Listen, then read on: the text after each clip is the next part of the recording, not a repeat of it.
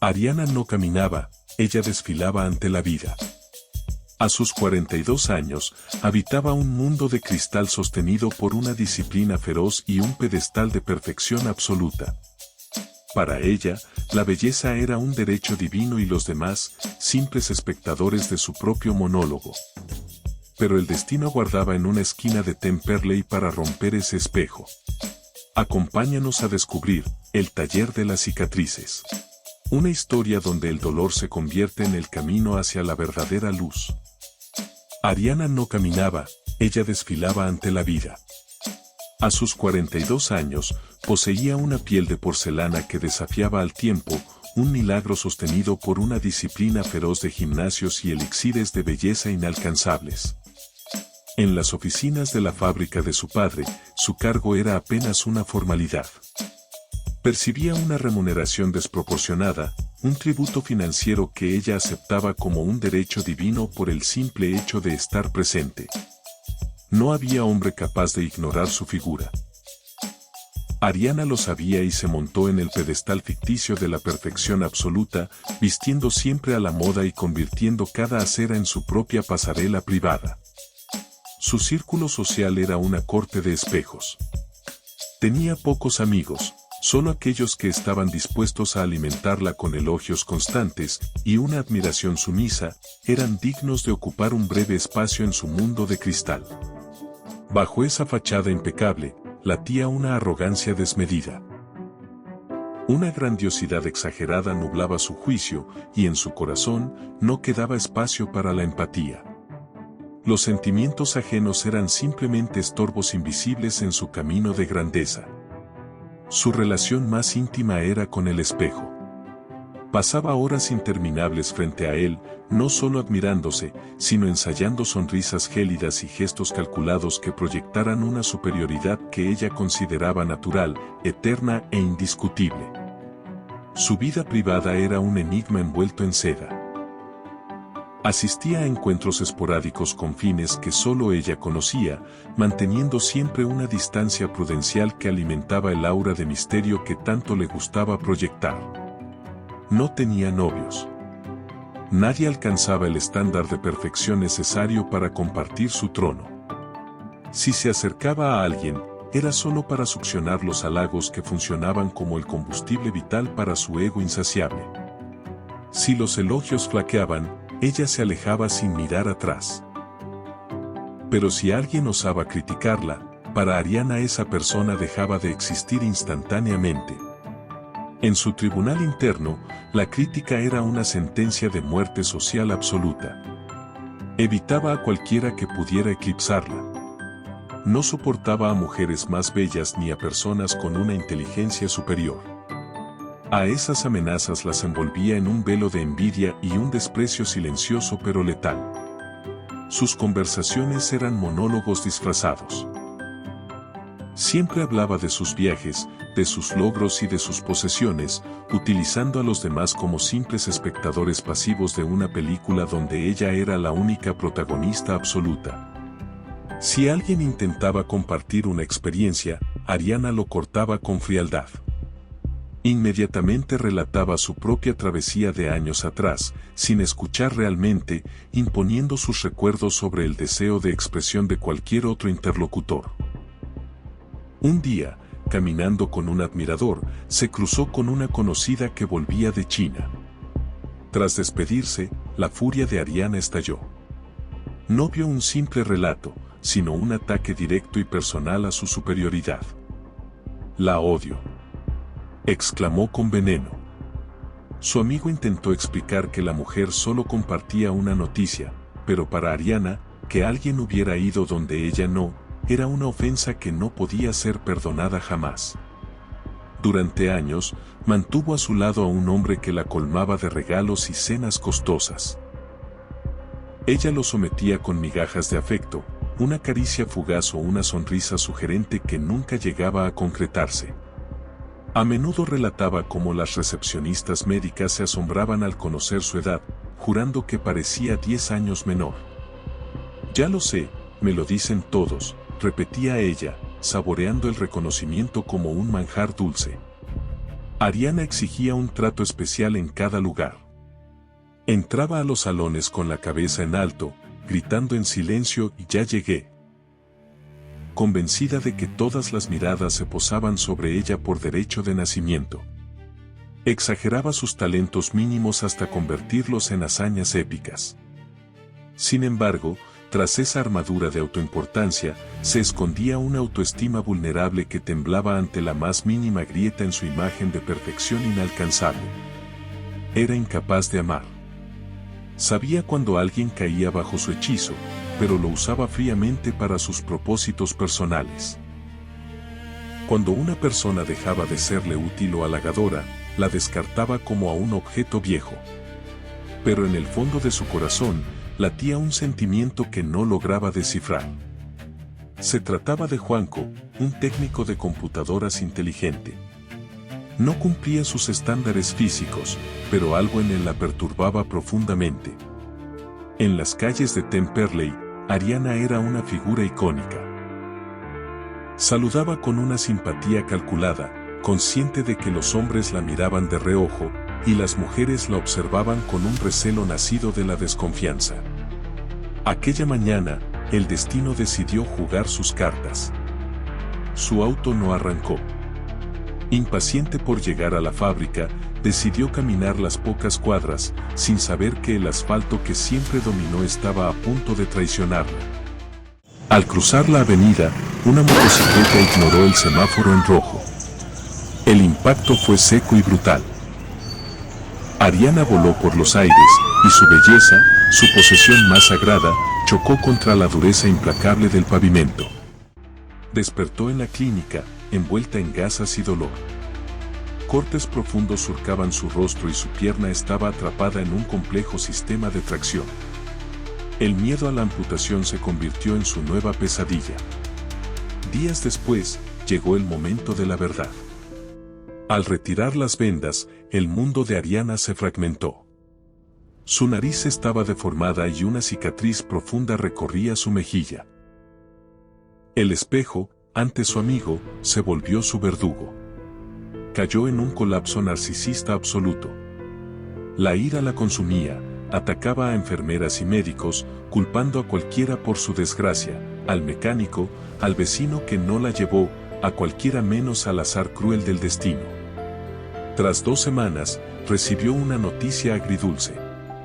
Su pierna se salvaría, no habría amputación. Sin embargo, el precio era alto, una cojera permanente la acompañaría el resto de su vida, marcando cada uno de sus pasos. Regresó a su casa convertida en una sombra. Se negaba a ver a nadie, avergonzada de su nueva realidad. Solo su anciano padre rompía su soledad, llevándole víveres para que ella pudiera seguir subsistiendo en silencio. Su padre instaló una oficina remota en su hogar.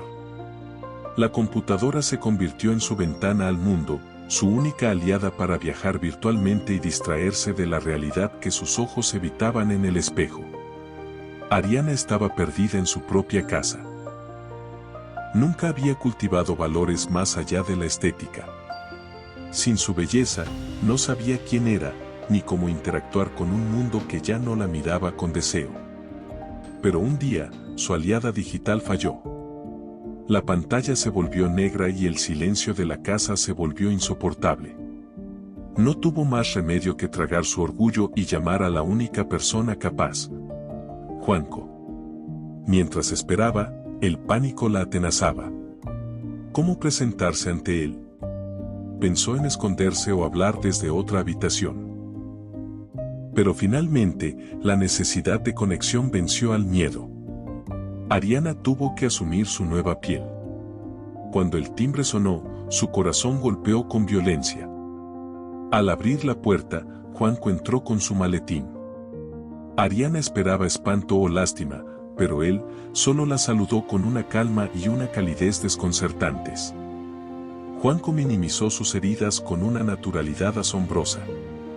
Lo importante no es la caja, sino el contenido, dijo con suavidad. Además, seguís teniendo la sonrisa más hermosa del mundo. Esas palabras atravesaron la coraza de Ariana.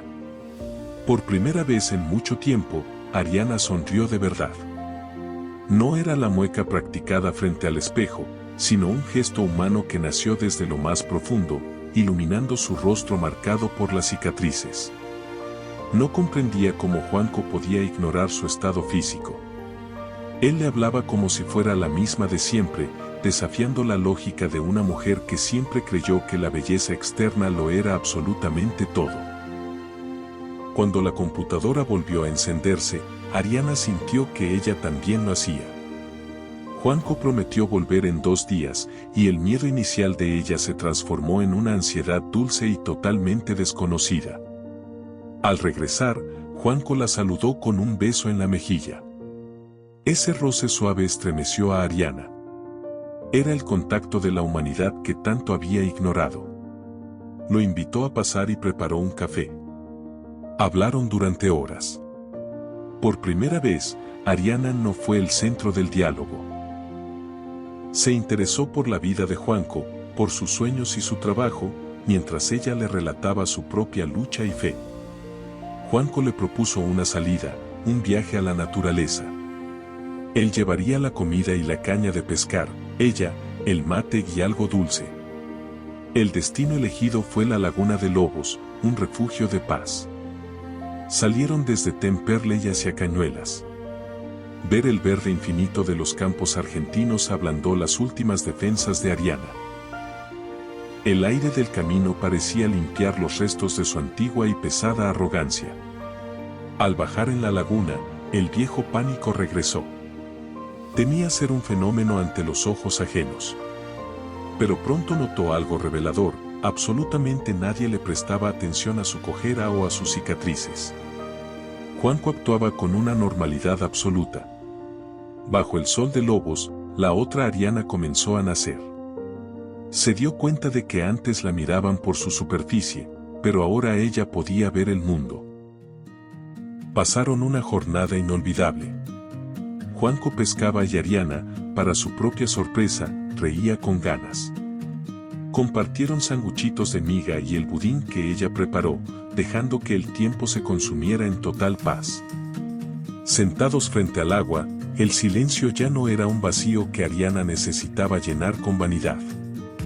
En la paz de Lobos, comprendió que la verdadera plenitud no estaba en el aplauso, sino en la mano de Juanco sosteniendo la suya mientras el sol se ocultaba. Al regresar, bajo el manto de la noche, Juanco la despidió con un beso suave en los labios. En ese instante, Ariana comprendió que una vida distinta, más real y profunda, se abría. Ariana volvió a caminar por el barrio. Ya no hablaba solo de sí misma. Descubrió que al ser genuina, la gente la recibía con un cariño que nunca antes había experimentado. Ya no era admirada, era querida. Al caminar por el barrio, las vecinas que antes la evitaban ahora se acercaban con sonrisas sinceras. Ariana escuchaba sus historias de jardín y familia con humildad. Ese intercambio cordial en las calles del barrio le devolvió una pertenencia que su antigua soberbia jamás le permitió conocer.